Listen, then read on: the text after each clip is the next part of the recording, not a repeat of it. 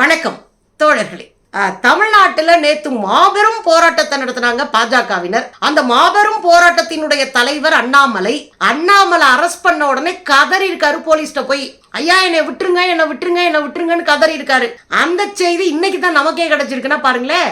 அப்புறம் நம்ம அக்கா வானதி, நடிகைகளை கேலி பண்ண ஏன்ட்ட ஏன் கேட்குறீங்க, அண்ணாமலைகிட்ட கேளுங்க அப்படின்னு சொல்லிட்டு நாசுக்கா ஓடி இருக்காங்க பத்திரிகையாளர் சந்திப்புல இருந்து. இப்பெல்லாம் அவங்க பத்திரிகையாளர்கள்ட்ட முகம் கொடுத்து பேசுறது இல்ல. ஏதாவது கேள்வி கேட்டா எசக்கு பசகா ஏதாவது சொல்லிவிட்டு பின்னங்கால் பிடரில் அடிக்க ஓடி ஒழிகிறதா அவங்க வேலையா போச்சு.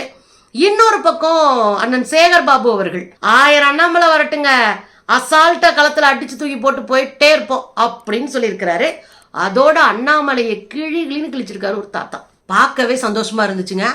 தமிழ்நாட்டு மக்கள் எவ்வளவு தெளிவாக அரசியல்ல இருக்கிறாங்க என்பதை ரொம்ப அழகா அந்த தாத்தா பேசியிருந்தார். இல்ல என்னன்னா, நான்லாம் நடந்தா பேரணி, உக்காந்தா மாநாடு, நான் செய்யறதா அரசியல் அப்படின்னு உருட்டக்கூடியவர் தான் அண்ணாமலை. இந்த அண்ணாமலை புதுசா ஊழலை கண்டுபிடிச்சிட்டாரா. நீயே ஒரு ஊழல் பெருச்சாலி, ஆனா இதுல இவர் ஊழலை கண்டுபிடிச்சு அப்படியே இவர் சொல்றத ஈடி எழுதி கொடுப்பான். இவர் 1000 கோடினா 1000 கோடி, 1 லட்சம் கோடினா 1 லட்சம் கோடி எழுதி கொடுத்துருவான் ஈடி. அதனால நம்ம பார்த்துட்டு இருக்கிற அரசியல். இந்த சூழ்நிலையில தான் அண்ணாமலை முந்தா நாள் பயங்கரமான ஆர்ப்பாட்டம் பண்ணி பயங்கர டிராமா பண்ணி பயங்கரமா சிக்கி சீரழிஞ்சானுங்க. அதுல சிக்காத டிராமா ஒண்ணு இருக்கு. அண்ணாமலை அரெஸ்ட் பண்ணிட்டாங்கல்ல, எவ்வளவு நேரம் வச்சிருப்பாங்க? நம்ம திரும்ப திரும்ப பேசுறோம், மிஞ்சி போனா ஒரு 6 மணி நேரம் இல்லைன்னா 7 மணி நேரம் வச்சிட்டு இருப்பாங்க. சாயந்தரம் 6 மணிக்கு டங்கின்னு பெல் அடிச்சு வெளியே விட்டுருவாங்க. இதுதான் நடக்குது. இந்த 6 மணி நேரத்துக்குள்ள அண்ணாமலை கதறிருக்காரு. என்னவா போலீஸ்காரங்கிட்ட போய் பேசியிருக்காரு, என்ன விடுங்க, நான் வெளியே போகணும், எனக்கு ஃபிளைட்டுக்கு லேட் ஆயிருச்சு, ஃபிளைட்டு போயிரும், ப்ளீஸ் என்ன விடுங்க சார், ப்ளீஸ் என்ன விடுங்க சார்னு கேட்டிருக்காரு. இதெல்லாம் உங்களுக்கே அசிங்கமாலே அண்ணாமலை? ஆர்ப்பாட்டம் பண்றீங்க, ஆர்ப்பாட்டம் பண்ணா குறைஞ்சபட்சம் அரெஸ்ட் பண்ணி மண்டபத்துல உட்கார வைப்பாங்கன்னு சின்ன குழந்தைக்கு கூட தெரியும். அப்படி இருக்கும்போது மண்டபத்துல உட்கார வச்சா 6 மணிக்கு மேலதான் விடுவாங்கன்னு தெரியும். அது இருந்தும் எப்படியாவது மிரட்டி உரட்டி போலீஸ்காரங்க கிட்ட அப்படியே நெஞ்ச நிமித்தி காட்டி நான்லாம் பெரிய ஆளாக்கும் அப்படின்னு சொல்லி தப்பிச்சிடலாம் ட்ரை பண்றாங்க. போலீஸ்காரங்க விடல. நீங்க அறிவிக்காம நீங்க ஆர்ப்பாட்டம் பண்ணிருக்கீங்க. நாங்க அறிவிச்சுட்டு ஆர்ப்பாட்டம் பண்ணாலே சாயந்தரம் 6 மணி வரை விட மாட்டாங்க. நீங்க அறிவிக்காம ஆர்ப்பாட்டம் பண்ணிருக்கீங்க. அப்படி இருந்தும் உங்களை நாங்க மண்டபத்துல தான் உட்கார வச்சிருக்கோம். அதனால நீங்க அப்படிலாம் போயிட முடியாது, கவனமா இருங்க அப்படின்னு உட்கார வச்சுட்டாங்களாம். கதறி இருக்காரு, பயங்கரமா கதறி இருக்காரு. ஃப்ளைட்டுக்கு லேட் ஆயிடுச்சு, ஃப்ளைட்டு போயிருச்சு, ஃப்ளைட். இவனுங்க பூராமே ஃப்ளைட்டை வச்சே ஓட்டுவானுங்க போல இருக்குங்க. நீயா நானா இருக்கு இல்லையா, நீயா நானாவில் 3 மொழிகள் அப்படின்றது புட்டுக்குச்சு. 3 மொழின்னு பேசுறவங்க பூரா சொதப்பி எடுத்திருக்கிறாங்க. இந்த 3 மொழிக்கு சப்போர்ட் பண்ணி பாஜக காரங்க வந்திருக்கிறாங்க. இந்த பாஜக காரங்க கொஞ்ச நேரம் கழிச்சு தாக்க பிடிக்க முடியல. அதுல ஒருத்தர் ஐயோ எனக்கு ஃப்ளைட்டு லேட் ஆயிடுச்சு அப்படின்னு ஓடி இருக்காரு. இப்ப இந்த பாஜக கும்பல் பூரா சிக்கிருச்சுன்னா ஃப்ளைட்டு லேட் ஆயிடுச்சுன்றது இது ஒரு புது டெக்னிக்கல்ல. ஆக மொத்தம் ஆட்டுக்குட்டி நேத்து கதறி கண்ணீர் விட்டுருக்கு போலீஸ்காரங்கிட்ட. அதுல கடுப்பாயிருச்சு ஆட்டுக்குட்டி. அதனால என்ன சொல்றாரு தெரியுமா, இங்க பாருங்க, போலீஸ்காரங்க எல்லாம் ஊழலை தட்டி கேட்டா சித்திரவதை பண்றாங்க. என்னங்க, ஒரு மண்டபத்துல அடைச்சு வச்சு சோறை கொடுத்து தண்ணியை கொடுத்து காப்பியை கொடுக்குறாங்க, சித்திரவதை பண்றாங்களாம். ஊழலை தட்டி கேட்டா எங்களை சித்திரவதை பண்றாங்க. என்ன பண்ணாங்க? உங்க ஆட்சியில தூக்கிட்டு போய் 4 வருஷமா உள்ள உட்கார வச்சிருக்கீங்களே ஒரு ஆலயம். அம்பேத்கருடைய பேரனை, ஒரு கருத்தியல்வாதி, ஒரு பேராசிரியர் ஆனந்த் தெல்டும்னேவை 3 வருஷமா உள்ள உட்கார வச்சிங்களே. உமர் ஹாலித் JNU ஜவஹர்லால் நேரு யூனிவர்சிட்டியினுடைய மாணவர், அவர் ஒரு லெப்டிஸ்ட் கம்யூனிஸ்ட். அவரை தூக்கி உள்ள போட்டு இன்னைக்கு வரை அவரை வெளியே விடலையே. உத்தரப்பிரதேசத்துல 40 குழந்தைகளுக்கு மேல இருக்கிற குழந்தைங்களை உயிரை காப்பாத்த போராடின டாக்டர், இஸ்லாமிய டாக்டர், அவரை தூக்கி ஜெயில போட்டீங்களே 2 வருஷமா. உங்க சித்திரவதை என்ன தெரியுங்களா? மனுஷனாவே மதிக்காத சித்திரவதை. எதிர்த்து கேட்டா வீட்டை இடிப்போம், எதிர்த்து கேட்டா நீ வணிகம் செய்யற இடத்தை இடிப்போம், எதிர்த்து கேட்டா உன்னை வாழ விட மாட்டோம், என்கவுண்டர்ல சுற்றுவோம். இவனுங்க தான் பேசுறாங்க. என்னவா, ஐயோ சித்திரவதை கூடமா இருந்துச்சா 6 மணி நேரம் உட்கார வச்சது. பாஜக எங்க போலீஸ மதிக்கலனா நாங்க போலீஸ மதிக்க மாட்டோம். உன்னையே மதிக்கணும் நான் கேக்குறேன். எதுக்கு மதிக்கணும்? மரியாதை கொடுத்தாதாங்க மரியாதை திரும்பி வரும். நீ போயா வாயா நீ நானு பேசும்போது அப்படி மரியாதை திரும்ப வரும். இன்னும் சொல்ல போனா போலீஸ்ல பெரும்பகுதி காவி போலீஸா தான் இருக்கு. காவி போலீஸே உன்னை புளிச்சுன்னு துப்பிருச்சுன்னா கரடியே காரி துப்புன மொமெண்டா தானே ஆகுது. அதுல ஒரு சபதம் எடுத்திருக்காரு நேத்து அண்ணாமலை. என்ன சபதம் தெரியுங்களா? இனிமேலு காக்கி சட்டை போட்டவன் தூங்கவே கூடாது. 2026 எலெக்ஷன் வரைக்கும் கண்ணுல வடர்ல விட்டு ஆட்டணுமா. என்ன பண்ண போறாராம்? போராட்டம் போராட்டம் போராட்டம். அப்புறம் எலெக்ஷன் முடிஞ்சோன்னே அப்ப அவங்க வீட்டுக்கு போயிருவாங்க. அப்புறம் கூட நடிக்க ஆரம்பிச்சிருவாங்க. சாட்டையை தூக்கி தொக்கு தொக்குன்னு அடிச்சுக்கிட்டு நடிக்க ஆரம்பிச்சிருங்க. என்ன போராட்டமோங்க. போலீஸ்காரங்கள தூங்க விட மாட்டாங்களாம். சிஎம் குறிச்சு வச்சுக்கோங்க. இது போராட்டம் நடத்தி தூங்க விடாது இல்ல. 4 கொலைய பண்ணுவான், 2 பேரை ராபரி பண்ணுவான், பொம்பளை பிள்ளைங்களை கைய பிடிப்பான், எல்லா அசிங்கத்தையும் செஞ்சு இங்கே சட்ட ஒழுங்கு கெட்டு போச்சுன்னு சொல்றதுக்கு ஒரு கூட்டம் ரெடியா இருக்கு. தமிழ்நாடு அரசு இதை புரிஞ்சுக்கிட்டு காவல்துறையை முடுக்கி விட்டு கவனமா ஹேண்டில் பண்ணணும் சட்ட ஒழுங்கு. பாருங்களேன். ஆனா ஊழலை தட்டி கேட்டீங்கன்னா உங்களுக்கு சித்திரவதை. பாரதிய ஜனதா கட்சியினுடைய தலைவர்கள், தொண்டர்கள், குறிப்பாக நம்முடைய மகளிர்கள் எல்லாம் காவல்துறை பாரதிய ஜனதா கட்சிக்கு மரியாதை கொடுக்காத வரை பாரதிய ஜனதா கட்சி காவல்துறைக்கு மரியாதை கொடுக்காது. காவல்துறை முடிஞ்சா எங்களை தடுத்து பார்க்கட்டும். இனி தமிழ்நாட்டில் யூனிஃபார்ம் போட்ட ஒரு போலீஸ்காரங்களுக்கு இன்னையிலிருந்து தூக்கம் இருக்கக்கூடாது. நான் பாரதிய ஜனதா கட்சியினுடைய எல்லா தொண்டர்களுக்கும் இந்த நேரத்தில் நான் சொல்ல விரும்புறேன். நமக்கு மரியாதை கொடுக்காத காவல்துறை இன்னையிலிருந்து தூங்கக்கூடாது. விதவிதமான போராட்டம், ஆர்ப்பாட்டம் தமிழகத்தில் நடந்துகிட்டே இருக்கும். மே 2026 வரை. பாத்தீங்கல்ல, ஓவர் சீனுங்க. டாஸ்மாக் கடையில எல்லாம் போய் முதலமைச்சருடைய போட்டோவை ஒட்டுவேன், ஆணி அடிச்சு ஒட்டுவேன். அத போய் சேகர்பாபு அண்ணாட்ட போய் கேட்டிருக்காங்க. என்னங்க டாஸ்மாக் கடையெல்லாம் ஒட்ட போறோம். மகாராஷ்டிரா எல்லா ஏரியாலையும் அவங்க தான் ஆட்சியில இருக்கிறாங்க. அங்க எல்லா கடைகள்லயும் மோடி படத்தை ஒட்ட சொல்லுங்க, வேணா நாங்க ஆணிய அவங்களுக்கு ஸ்பான்சர் பண்றோம் அப்படின்னு சொல்லி விட்டாரு. ஏற்கனவே பாஜக காரனுக்கு அந்த அண்ணனை பார்த்தா டர்ரா இருக்கும். ஏன் தெரியுங்களா? ஒரு முறை அப்படிதான் முதலமைச்சரும் இவங்களும் போயிட்டு இருக்கிறாங்க. பக்கத்துல நின்றுட்டு பாரத் மாதா கி ஜெய் அப்படின்னாங்க. உடனே தானே வேட்டியை மடிச்சு கட்டி இறங்கி யாருப்பா என்னப்பா அப்படின்னு உடனே இல்ல மனு கொடுக்க வந்தோம்னேன்னு சொன்னாங்க. இதை நம்ம பேசியிருக்கோம், ஞாபகம் இருக்குங்களா? ஒரு முழு வீடியோவே போட்டிருக்கோம், அந்த காட்சியோட போட்டிருக்கோம். அந்த கும்பல் தான் இது. அதனால இவர் என்ன சொல்லிட்டாரு, நீ ஒட்டுடி பார்க்கலாம் அப்படின்னு. 100 என்னங்க 1000 அண்ணாமலை வரட்டும், வச்சு செய்வோம் நாங்க களத்துல, பாத்துக்கலாவா அப்படின்னு அவர் ஒரு பக்கம் சவால் விட்டுருக்காரு.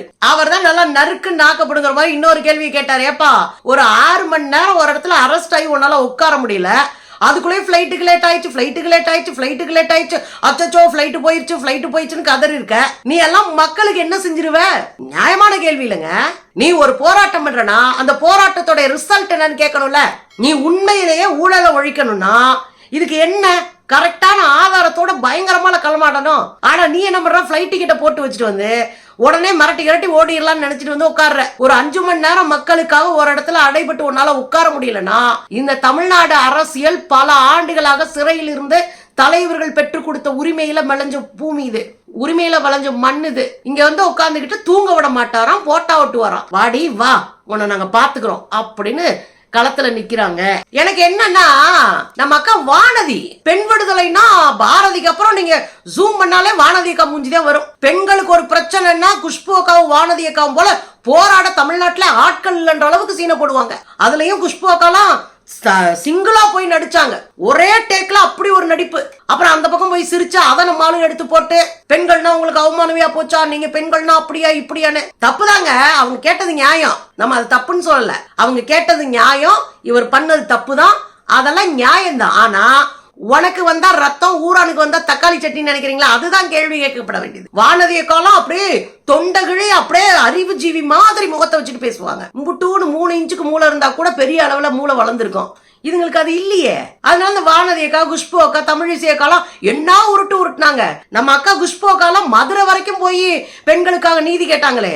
இன்னைக்கு உங்க துறையில இருக்கிற ஒருத்தரை பெண்களை இழிவுபடுத்திட்டு இவர் இடுப்ப கிள்ளிட்டு வராரு விஜய் அப்படின்னு சொன்னா நீங்க 3 பேரும் அவருக்கு பதில் கேட்டிருக்கணுமா இல்லையா? பெண்கள் தான் கேட்கணுமான்னு சொல்ல வரல, பெண்களாவது கேட்டீங்களான்னு தான் கேட்கிறேன். எந்ததுக்கும் தலித்துகள் பாதிக்கப்பட்டா ஏன் தலித்துகள் கேட்க முடியாது, மத்தவங்களும் கேட்கணும். பெண்கள் பாதிக்கப்பட்டா பெண்கள் தான் கேட்கணுமா? வேண்டாம், மத்தவங்களும் கேட்கணும். ஆனா பாஜக அதை எதிர்பார்க்க முடியாது. அப்ப பாஜக பெண்களாவது நீங்க பெண்கள் கேட்கறீங்களான்னு தான் கேட்கிறேன். ஏன்னா இந்த கும்பல் எப்படிப்பட்ட பாலியல் ஜல்சா கும்பல் நமக்கு நல்லாவே தெரியும். பல உதாரணங்களை ரொம்ப பேசியிருக்கோம். அப்படி இருந்தும் இந்த 3 பேர் கமுக்கமா இருக்காங்க. ஒரு மாநில தலைவர் இவ்வளோடு கூட நாகரிகம் இல்லாம, இவ்வளோடு கூட சமூகம் சார்ந்த அக்கறை இல்லாம, ஒரு நடிகரை கேலி பண்றோன்ற பேர்ல ஒட்டுமொத்த திரைத்துறை பெண்களையும் அவமானப்படுத்தி அசிங்கப்படுத்தி இருக்கிறாரு. இதை இந்த 3 பீஸும் கேட்காம வந்து உட்கார்ந்துருக்காங்க. அக்கா வானதி கிட்ட பத்திரிக்காரங்க கேக்குறாங்க. வழக்கம் போல கேட்டோன்னே அவங்க என்ன சொல்றாங்க, ஒரு தலைவருக்கும் ஒரு பாணியில பதில் சொல்வாங்க. அது மாதிரி இவர் பாணியில பதில் சொல்றாரு. எது இந்த பாணியில பதில் சொல்றது? இதே ஒரு பாணியில நம்ம ஒரு பதில் சொன்னா இந்த அக்கா ஒத்துக்குமா? பாஜக பெண்களை குறித்து நாம ஒரு பாணியில பதில் சொன்னா இவங்க ஒத்துப்பாங்களா? தமிழிசைக்கா எவ்வளவு நாள் கவலைப்பட்டு இருக்காங்க, என்ன உருவ கேலி பண்ணிருக்காங்கன்னு வருத்தப்படுறீங்கல்ல, அப்படிதானே மத்தவங்களுக்கும். அப்ப நீங்க தட்டி கேட்டிருக்கணும்ல. இத்தனைக்கும் உங்களுக்கு எதிரியா தானே வச்சிருக்கீங்க. உங்க 3 பேரையும் ஓரங்கட்டி வச்சிருக்கு இந்த பீஸ். அப்ப என்ன பண்ணிருக்கணும்? உண்டுலன்னு காலி பண்ணிருக்க வேண்டாம். ஆனா அதை நீங்க கேட்கவே இல்லை. அடுத்து கேக்குறாங்க, இல்லங்கா பொது வழியில பெண்களை அப்படி பேசிருக்காங்களே அப்படின்னா நீங்க அவர்கிட்டயே போய் கேளுங்கப்பா அப்படின்ட்டு கிளம்புறீங்க பாருங்க. ஒவ்வொரு தலைவர்களும் அவங்களோட கருத்தை சொல்றாங்க, அவங்களுக்கு உரித்தான பாணியில. இதுக்கு எப்படி நாங்க வந்து கருத்து சொல்லிட்டு இருக்கிறது? இல்ல, ஒரு நடிகை இப்படி சொல்றாரு, நடிகையை பத்தி இப்படி பேசுறாரு, அது பொது வெளியில நல்லா இருக்குமா அப்படின்னு மாநில தலைவர்கிட்ட அது குறித்து நீங்களே இந்த கேள்வி கேளுங்க. பாத்தீங்களா, இவங்க தான் பெண்களுக்கான விடிவெள்ளிகள், பெண்கள் உரிமையை மீட்க வந்த போராளிகள். இந்த சூழ்நிலையில தான் மக்கள்கிட்ட போய் மக்கள் கருத்து கேட்டிருக்கிறாங்க. விஜய் வந்து இப்படி இடுப்பக்கிட்டு வந்தா சொல்றாங்களே அப்படின்னு யூடியூப் சேனல்ஸ் போய் மக்கள்கிட்ட கேக்குறாங்க. அப்போ ஒரு ஐயா, ஒரு தாத்தா வச்சு வெளுத்துட்டாரு. அதெல்லாம் தலைவன் மாதிரி அங்க பேசுறான். யாரு? அண்ணாமலைய. இவன்லாம் தலைவன் மாதிரி அங்க பேசுறான், ரவுடி மாதிரி பேசுறாங்க. இப்ப பாருங்க, நம்மளும் அவன மாதிரியே பேச வேண்டியது பாருங்க. இது கரெக்டான இடங்க. நாம ஒழுங்கா பேசிட்டு இருந்தோம், இந்த கும்பல் நம்மளை கிளப்பி விட்டு நம்மளையும் போடா வாடான்னு பேச வச்சு பாருங்க. அவரும் பேசுறாரு, இந்த ஆள் ரவுடி மாதிரி பேசி நம்மளையும் ரவுடி மாதிரி பேச வைக்கிறான் பாருங்க அப்படின்னு அவர் சொல்றாரு. இவன் என்னங்க யோகியனாங்க? இவன் என்ன யோகியனா? நான் கேக்குறேன். மக்கள் ஓட ஓட விரட்டி அடிக்க போறாங்க. இவனை எங்க படிச்சிருக்கானாங்க? ஏதோ பெரிய மேதாவி மாதிரி பேசுறான் அப்படின்னு கண்ணா அப்படின்னு லெப்ட்ல தட்டி இருக்காரு பாருங்களேன். என்ன ஒரு அரசியல் தலைவர் மாதிரியா பேசுறான், ரவுடி மாதிரி பேசுறான். இப்ப நாங்கெல்லாம் ரவுடி மாதிரி பேச வேண்டிய ஆயிடுச்சு. நானும் பிராமணன் தான். நான் ரவுடி மாதிரி பேச வேண்டிய காரணம் என்னன்னா, பேசுறத ஒரு முறையோட பேசணும் யாரா இருந்தாலும், புரியுங்களா? ஒரு அரசியல் தலைவர் வந்து இப்படி இல்லாம பேசுறது, எதுக்கு எடுத்தாலும் திமுக, எதுக்கு எடுத்தாலும் திமுக, எதுக்கு எடுத்தாலும் திமுக செய்யாத நீ என்னத்த கிழிச்சிட போற? எவனும் கழிக்க முடியாது. திமுக செஞ்சதுதான்.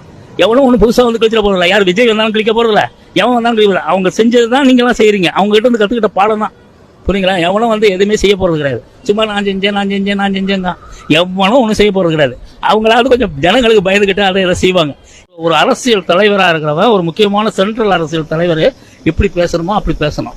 அதை விட்டுட்டு அவன் வந்து அவன் இஷ்டத்துக்கு பேசுறதுன்னா, எதை எடுத்தாலும் ஊழல், எதை எடுத்தாலும் இவன் ஓகேனா கேட்குறேன். ஓகேன்னு சொல்லிட்டு சத்தியம் பண்ண சொல்லுங்க.